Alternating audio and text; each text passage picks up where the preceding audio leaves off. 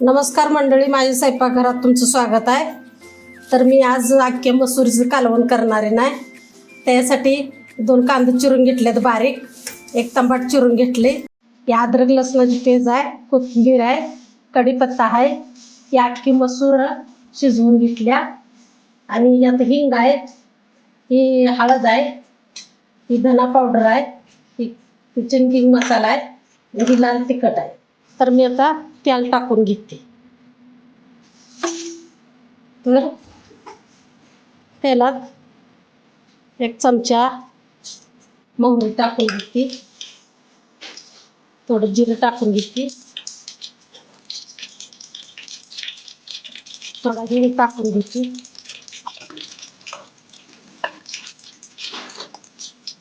तेलातच थोडं टाकते. तर आता ही कांदा टाकून घेते.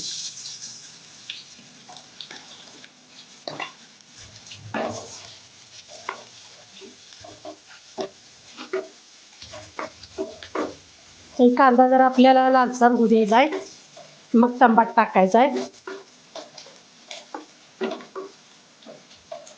तर आता ही टमाट टाकून घेते. आपला कांदा चांगला लालसर भाजला. ते सगळी आलं लसणाची पेस्ट बी टाकते, कोथिंबीर बी जरा फोडणीला टाकते.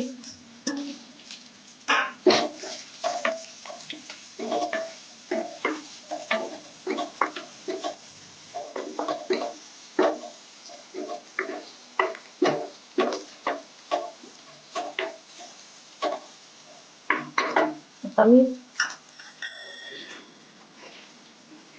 हळद टाकते 1 अर्धा चमचा. किचन किंग मसाला आहे, ती 1 अर्धा चमचा टाकते. ही धना पावडर आहे, ती 1 अर्धा चमचा टाकते. ही काश्मीरी मिरची आहे, ती 1 अर्धा चमचा टाकते.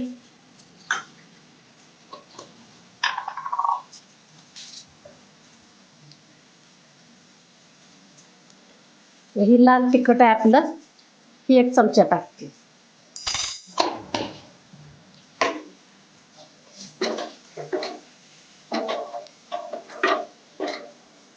आता आपलं कांदा टमाटर मसाला सगळं भाजायसाठी थोडं मी गरम पाणी केलं इकडं, थोडं टाकत्या. त्याला जरा चांगलं शिजू देते.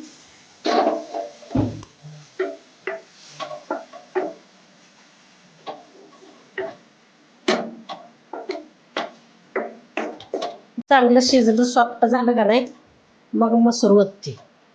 आता त्याला मी जरा झाकून ठेवते. आता ही जरा उघडून बघते, मसाला चांगला शिजलाय. चांगला आपला मसाला शिजलाय, सॉफ्ट झालाय एकदम. रोज रोज वांगी बटाट खाऊन कंटाळा आलाय, म्हटलं अख्खी मसूर करावा आज.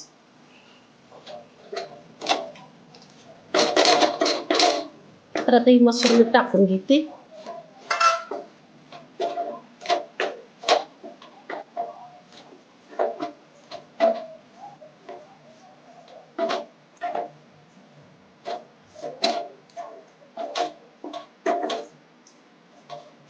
तर हे पाणी गरम केलंय आता ना, आपल्याला लागेल तेवढंच घेते वतून.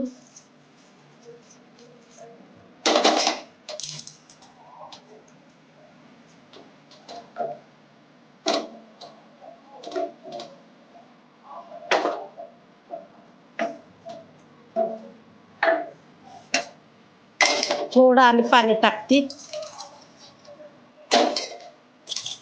आता चवीपुरतं मीठ टाकून घेते. अख्खी मसूर एकदम भारी झालेले, चांगली झाली. चवीपुरतं मीठ टाकून घेते.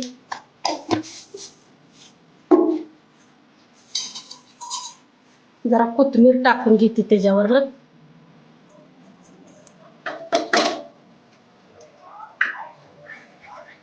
आता हिला 1-2-4 उकळ्या झाल्या काय 10 मिनिटात उकळून ठेवते.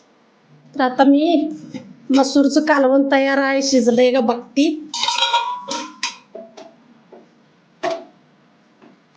तर एकदम भारी झालंय, वास चांगला यायलाय, आता शिजलंय चांगलं. गॅस बंद कर. अख्ख्या मसूरचं कालवण आता तयार आहे. तुम्ही बी बनवा, मी बनवलंय तसं. बघा, ज्याची त्याची पद्धती वेगळी असते, तर बनवून बघा, खावा.